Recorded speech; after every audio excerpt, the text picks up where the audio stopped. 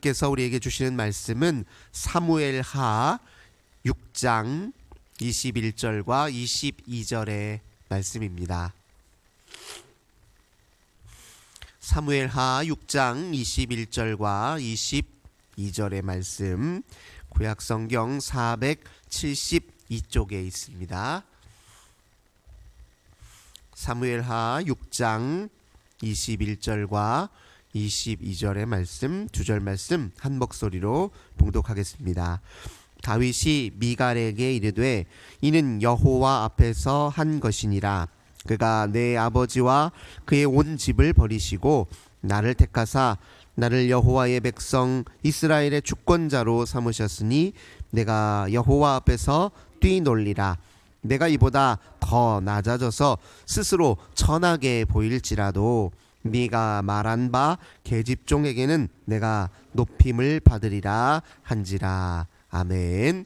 오늘도 주님과 함께 하루를 시작하시는 우리 모든 성도님들, 하나님께서 성령의 충만함 주시고 하늘의 크신 은혜와 평화 가득 부어주시길 주님의 이름으로 기원합니다. 우리가 앞서 살펴보았던 대로 다윗은 사울의 아들 이스보셋이 죽고 또 그의 휘하에 있었던 용맹한 장군 아브넬이 죽은 이후에 자기가 자기 세력을 구축해서 얼른 왕위에 오르는 길을 택한 것이 아니라 여호와 하나님의 때를 기다렸죠. 얼마든지 자기가 세력을 규합해서 힘으로, 폭력으로 또 큰 권력으로 그렇게 왕위에 빠르게 오를 수도 있었지만 다윗은 그런 선택을 내리지 않았습니다. 하나님이 약속한 거니까요. 하나님이 때가 되면 알아서 그 왕위에 오를 수 있도록 도와주실 것을 알았을 뿐만 아니라 다윗에게 중요했던 건 무엇이냐면 백성들의 마음을 사는 것이고 백성들에게 감동을 주는 것이었습니다. 내가 정말 당신들의 왕이 될 만한 성품과 덕성을 갖추고 있는지 이것을 보여주는 것이 오히려 다윗에게 더 중요했습니다. 그래서 그는 권위 있는 이스라엘의 왕으로 택함받은 권위 있는 리더자의 다운 모습을 보여주기 위해서 여러 면에서 백성들의 마음을 감동을 주는 일들을 했던 것을 우리가 이제 앞에서 살펴보았습니다. 그래서 결국 어떻게 되었습니까? 이스보셋도 죽고 아브넬 지휘관도 죽은 이후에 이스라엘 북쪽의 이스라엘 여러 지파들이 먼저 다윗에게 찾아와서 우리의 왕이 되어 주십시오라고 요청을 하게 됩니다. 사무엘하 5장 1절입니다. 이스라엘 모든 지파가 헤브론에 이르러 다윗에게 나와 이르되 보소서 우리는 왕의 한 고륙일이니이다. 3절입니다. 이에 이스라엘 모든 장로가 헤브론에 이르러 왕에게 나오매 다윗 왕이 헤브론에서 여호와 앞에 그들과 언약을 맺음에 그들이 다 다윗에게 기름을 부어 이스라엘 왕으로 삼으니라. 이렇게 직접 자기들이 와서 우리의 왕이 되어 주십시오라고 요청을 해서 드디어 왕위에 오르게 됩니다. 다윗이 이렇게 전체 이스라엘 모든 지파의 왕위에 오르고 나서 제일 먼저 어떤 일들을 했는지 우선 먼저 살펴보면 다윗은 첫 번째로 수도를 옮깁니다. 5장 19절입니다. 5장 8절과 9절입니다. 그날에 다윗이 이르기를 누구든지 여부스 사람을 치거든 물 깃는 데로 올라가서 다윗의 마음에 미워하는 다리 저는 사람과 맹인을 치라 하였으므로 속담이 되어 이르기를 맹인과 다리 저는 사람은 집에 들어오지 못하리라 하더라. 다윗이 그 산성에 살면서 다윗성이라 이름하고 다윗이 밀로에서부터 안으로 성을 둘러 쌓으니라. 이게 무슨 말이냐면 이제 수도를 제일 먼저 옮기는 일을 먼저 다윗이 취했습니다. 그전에는 이제 헤브론 지역이 다윗이 머물면서 유다를 통치하고 있었던 곳이었는데요. 이제 전체 이스라엘의 왕이 되었잖아요. 그래서 수도를 예루살렘으로 옮겼습니다. 구심점을 바꾼 것이죠. 이 예루살렘에는 여부스 족속이 살고 있었습니다. 그래서 이 여부스 족속을 먼저 정복하고 물리쳐야 이제 그곳을 수도로 삼을 수 있었기 때문에 그들과 전쟁을 치렀는데 그들 여부스 족속이 다윗과 그의 군사들을 향해서 이렇게 조롱했어요. 뭐라고 조롱했냐면 이제 6절입니다. 여부스 사람을 치려하매 그 사람들이 다윗에게 이르되 내가 결코 이리로 들어오지 못하리라. 맹인과 다리 저는 자라도 너를 물리치리라. 이렇게 조롱했어요. 우리 여부스 족속 중에서 장애가 있는 사람이라도 너희들 군사들 주면 얼마든지 무찌를 수 있다. 이렇게 조롱을 했단 말이죠. 그래서 다윗이 그것을 정복한 이후에 이렇게 다리 저는 사람이나 그리고 맹인들은 여기에 들어들지 못하도록 그렇게 명했다. 이것이 이제 속담이 되어서 지금까지 전해져 왔다. 이게 이제 8절의 말씀입니다. 아무튼 이 용맹한 여부스 족속을 물리쳐서 예루살렘을 수도로 옮겼는데 그만큼 이곳은 요새였어요. 쉽게 외적의 침입을 당하지 않을 정도의 아주 좋은 요새였고 다른 지역보다 지형이 높은 곳이었습니다. 그래서 여러모로 이스라엘 전체의 구심점이 될 만한 곳이었고 다윗은 이 예루살렘을 수도로 삼으면서 아주 큰 계획을 갖고 있었을 것입니다. 앞으로 이것이 온 이스라엘의 중심일 뿐만 아니라 종교적 중심으로도 삼을 마음을 갖고 있었습니다. 그래서 명실상부 견고하고 또 견고하고 또 아주 막강한 그런 나라를 세우려는 큰 포부를 가지고 이제 수도를 먼저 옮긴 일을 했고요. 그 다음에 했던 일이 이제 19절입니다. 다윗이 여호와께 여쭈어 이르되 내가 블레셋 사람에게로 올라가리이까 여호와께서 그들을 내 손에 넘기시겠나이까 하니 여호와께서 다윗에게 말씀하시되 올라가라 내가 반드시 블레셋 사람을 내 손에 넘기리라 하신지라. 두 번째로 했던 일이 무엇이냐? 블레셋을 제압하는 일이었습니다. 당시 이스라엘 백성들에게 가장 큰 위협이 블레셋이라고 몇 차례 말씀을 드렸잖아요. 이들은 주중에 해안가에 위치해 살고 있었으면서 여러 도시들과 무역업을 통해서 나라가 아주 부강했습니다. 그래서 군사적으로 뿐만 아니라 경제적으로도 아주 부유한 나라였고요. 그래서 이스라엘에게는 가장 큰 위협이자 걸림돌이었습니다. 왜냐하면 이들의 힘을 제대로 제압해 나기가 쉽지 않았을 뿐만 아니라 그것은 곧 블레셋의 종교, 문화, 우상에 취약했다는 의미이기도 하거든요. 블레셋을 잘 묶어 놓지 않으면 이스라엘이 늘 위협 속에서 불안정하기 때문에 다윗은 블레셋을 제압하는 일을 먼저 했습니다. 그래서 다윗 시대에 가장 나라가 이제 견고했어요. 주변 여러 민족들이 이스라엘을 함부로 대할 수 없었을 만큼 견고한 나라를 다윗이 세웠습니다. 그래서 백성들이 안정적으로 여호와 하나님을 믿고 의지할 수 있도록 좋은 토대를 이제 마련했다. 그렇게 이해할 수 있을 것입니다. 그 다음에 이제 세 번째로 중요하게 했던 일이 무엇이냐? 6절입니다. 6절 1절 2절입니다. 다윗이 이스라엘에서 뽑은 무리 3만 명을 다시 모으고 다윗이 일어나 자기와 함께 있는 모든 사람과 더불어 바할레유다로 가서 거기서 하나님의 궤를 메어 오려 하니 그 궤는 그룹들 사이에 좌정하신 만군의 여호와의 이름으로 불리는 것이라. 다윗이 세 번째로 했던 일이 무엇이냐면 여호와의 언약궤 법궤를 옮겨 오는 일이었습니다. 당시 이 법궤는 어디에 있었냐? 오늘 본문에서는 바알레유다 이렇게 되어 있는데요. 원래 다른 명칭으로 하자면 기럇 여아림입니다. 우리가 앞서서 살펴본 대로 원래 이 법궤를 블레셋 사람들에게 뺏겼는데 그들이 그 법궤로 인해서 여러 가지 재앙을 당해서 무서워가지고 도시 이곳저곳 옮겨 다니다가 결국은 이스라엘에게 돌려주잖아요. 그래서 그 법궤가 기럇 여아림이라는 곳에 계속 안치되어 있었습니다. 이제 다윗이 법궤를 옮겨오는 일을 했는데 이건 굉장히 중요한 상징적 의미를 갖지요. 예를 들면 한 나라는 전부 다 정치 이념이 있고 정치 체제가 있잖아요. 나라의 기틀과 질서를 잡기 위한 법규가 필요한데 다윗은 당연히 하나님이 기름 부어 세우신 왕이고 하나님을 대리하는 왕이기 때문에 당연히 이 나라를 다스리는 기초와 원리, 정치 체제, 이념 그 다음에 모든 규범들은 다 하나님의 말씀에 근거해서 세워지고 정비해야 되잖아요. 그러니까 그런 맥락으로 그런 의미로 법궤를 지금 옮겨 오려고 했던 것이죠.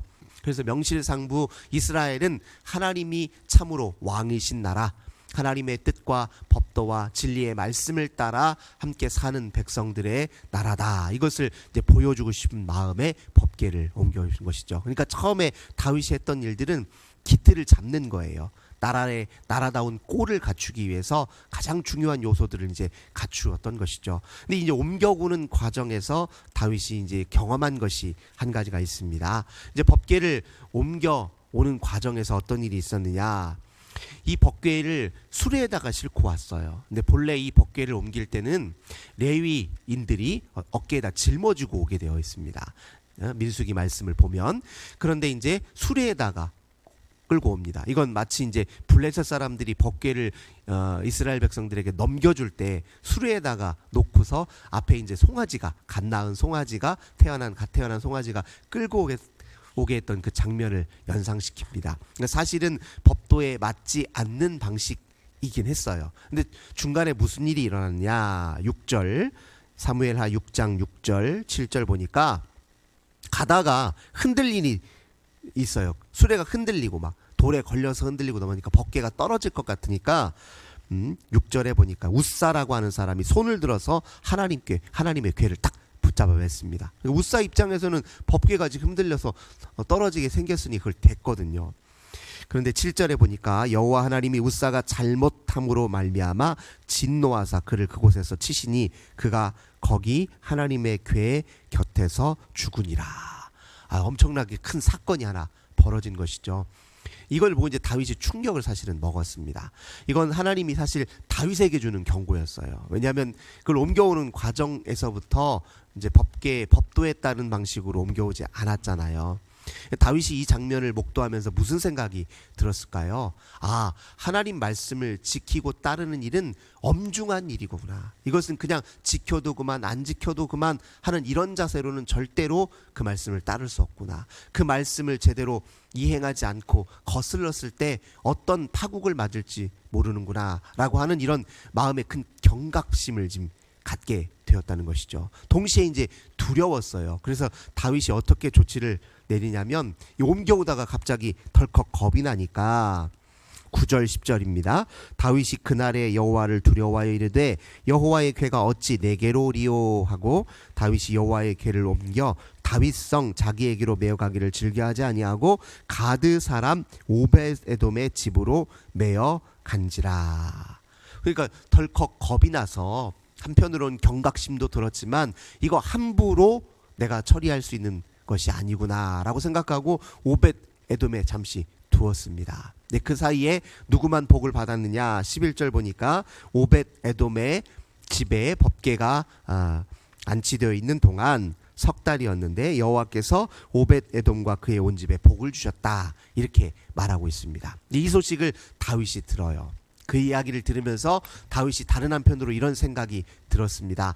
물론 주님 말씀을 엄중하게 아주 경각심을 가지고 잘 지키는 일 굉장히 중요하고 또 잘못 지켰을 때 그에 따르는 파국이 있다라는 그것도 내 마음에 새겨야겠지만 그것보다 더 중요한 게 있구나. 그 말씀을 잘 지켜 행하면 그것이 곧 형통한 길이구나. 그 말씀을 잘 의지하기만 한다면 주께서 내게 오벳에돔의 집에 복을 주셨듯이 우리의 나라에도 복을 주시고 우리 백성들 모든 사람들의 삶을 형통하게 이끄시겠구나. 이런 마음을 또 갖게 된 거예요. 우리가 말씀 앞에 설 때 늘 이 두 마음이 있죠. 못 지키면 혹시 하나님께 심판을 받지 않을까 하는 마음도 있습니다. 하지만 그 마음 다른 이면으로 그 말씀을 하나님이 왜 주셨을까?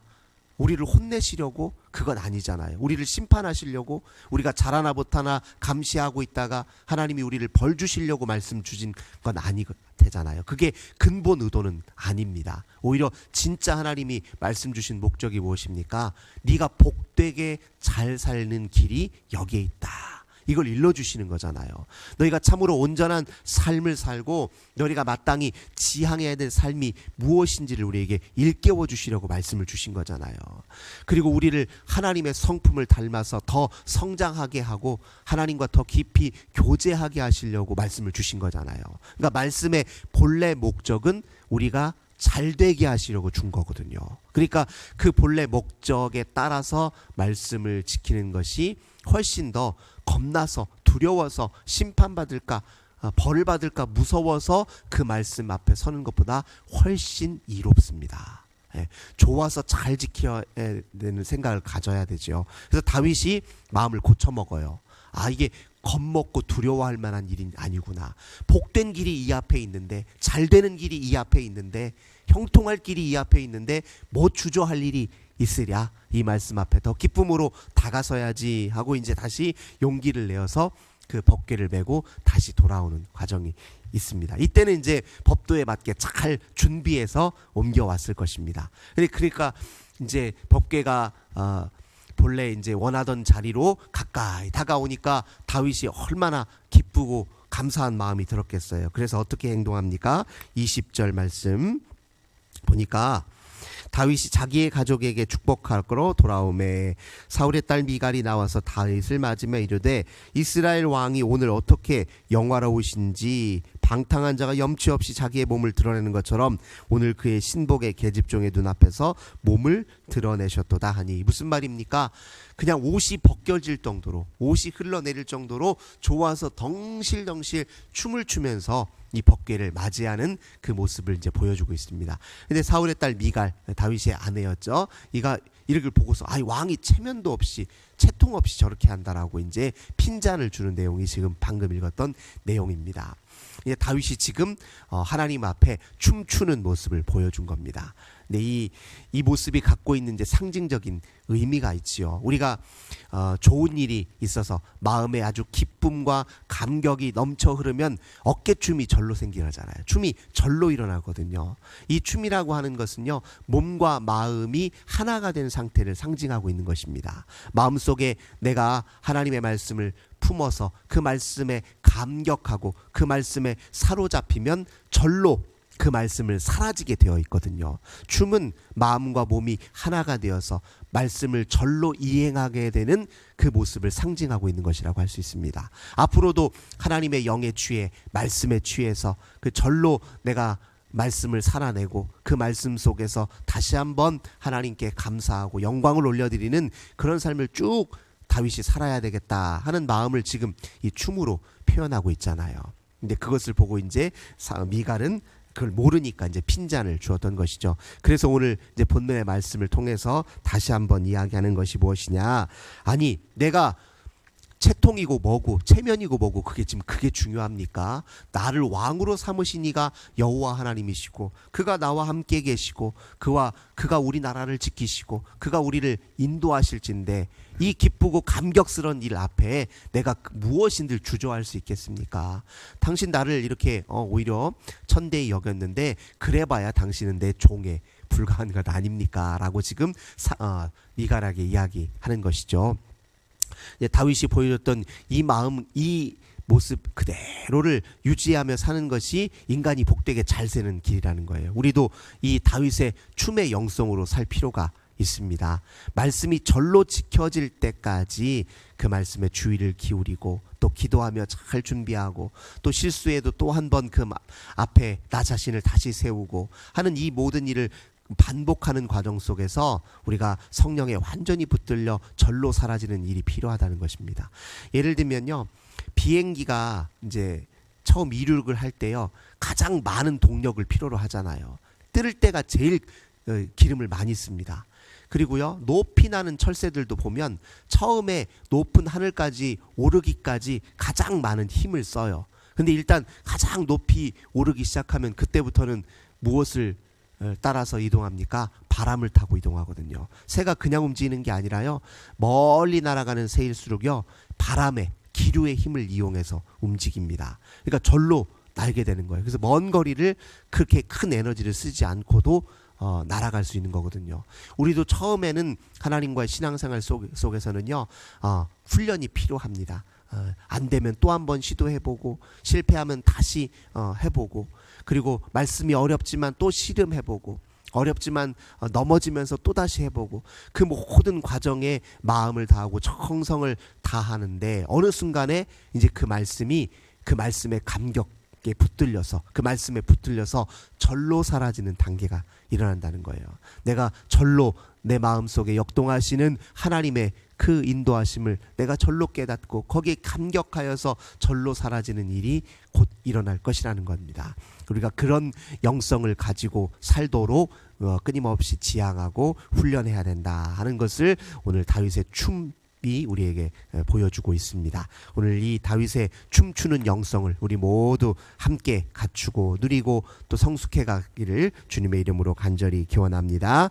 참 좋으신 주님 감사드립니다. 다윗은 향락에 취해 춤을 추었던 것이 아니라 주님 말씀에 감격하여 절로 어깨춤이 절로나 하나님께 기쁨의 아버지 예배를 드렸습니다. 저희들도 이런 춤추는 영성을 갖길 원합니다. 주님 말씀이 우리에게 보여주고 있는 의도하고 있는 것은 형통한 삶이요 주님과 함께 사는 삶이요 주님으로 인하여 기뻐하는 삶임을 저희들 늘 기억하게 하시고 말씀이 절로 우리의 삶이 되도록 끊임없이 훈련하고 다시 말씀 앞에 끊임없이 우리 자신을 세울 수 있도록 은혜 베풀어 주시옵소서. 오늘도 우리 하나님께서 함께해 주실 줄 믿고 감사드리며 예수님의 이름으로 간절히 기도하옵나이다. 아멘. 주신 말씀 붙들고 기도하시고 오늘도 우리 환우들을 위해서 우리 가정의 자녀들을 위해서 교회와 나라와 민족을 위해서 또 고통당한 고난당한 이웃을 위해서 함께 간절히 기도하겠습니다.